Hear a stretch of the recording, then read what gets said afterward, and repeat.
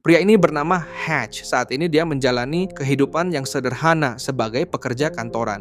Meski demikian, dia dulunya seorang pembunuh bayaran yang dipekerjakan oleh badan intelijen. Di suatu malam saat Hatch berada di bus hendak menuju rumahnya, sekelompok preman masuk. Mereka tampak mabuk dan mulai mengganggu para penumpang. Melihat itu, Hatch hanya tersenyum. Ia lalu menghampiri sopir dan menyuruhnya turun dari bus. Hatch mengeluarkan pistol, menggertak para preman itu, tapi mereka malah tertawa, tidak sadar siapa yang mereka hadapi. Hatch mulai bertarung dengan tangan kosong, mengambil botol minuman, memukul, menabrakkan kepala preman ke tiang, bahkan saat tertusuk pisau, dia tetap melawan. Tapi jumlah musuh lebih banyak dan ia sempat terlempar keluar bus. Namun para preman sudah tak berdaya. Saat mereka pikir semuanya selesai, Hatch kembali masuk bus.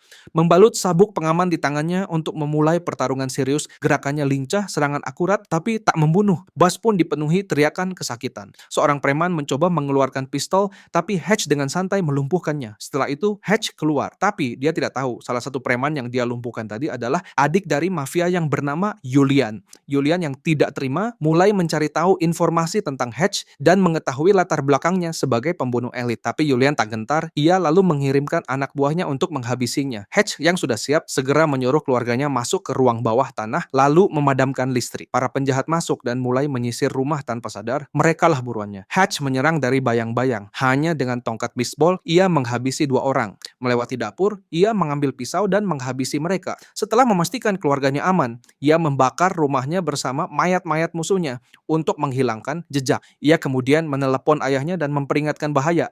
Ayahnya tak berkata apa-apa, hanya tersenyum setelah menutup telepon. Tak lama kemudian, 2 suruhan Julian mendekati kamar ayah Hatch yang juga seorang pensiunan FBI. Saat pintu terbuka, sang ayah tampak sedang tidur, tapi ternyata hanya pura-pura. Begitu mereka menodongkan pistol, ia langsung bergerak dan menembak balik lalu menghabisinya. Sementara itu, Hatch menerobos gudang penyimpanan uang Julian, menghabisi semua penjaga. Lalu ia menuangkan bensin ke saluran sprinkler, semua uang hangus terbakar. Ia kemudian menemui Julian di sebuah klub dan memberinya pilihan, bertarung atau sudahi semuanya. Ia lalu keluar dan menunggu jawaban, dan Julian memilih bertarung. Ia mengerahkan semua anak buahnya untuk memburu Hatch. Hatch memancing mereka ke sebuah gudang. Di sana sudah ada sniper, rekan lamanya yang siap membantu.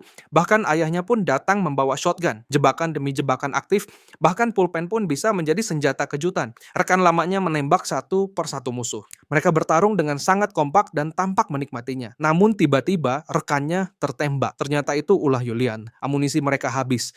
Di saat genting, Hatch mengambil bom, merekatkannya di kaca anti peluru, lalu berlari ke arah Julian. Satu ledakan besar mengakhiri semuanya dan Julian hancur lebur.